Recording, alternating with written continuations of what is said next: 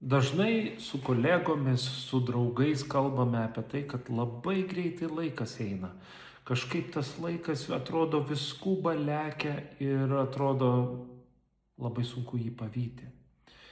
Ir dažnai mes norime jį sustabdyti. Ir šitoj vietoj noriu tau užduoti klausimą. Kaip tu tą laiką panaudoji? Ar švaistai jį, ar panaudoji išmintingai?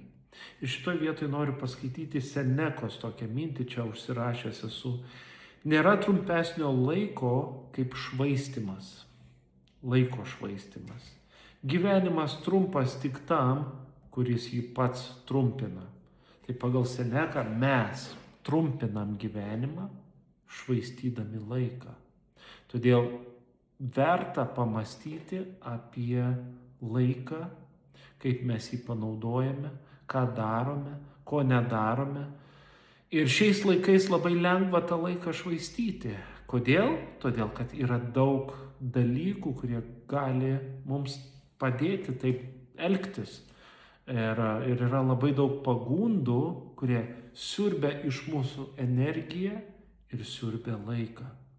Tad nepamiršk, kad tu esi kapitonas, tu esi viršininkas ir tu gali visą tai valdyti. Tik tai tu turi imti pats į savo rankas ir sakyti stop. Man šito nereikia, aš geriau darysiu tą ir aną, nes taip daug naudingiau.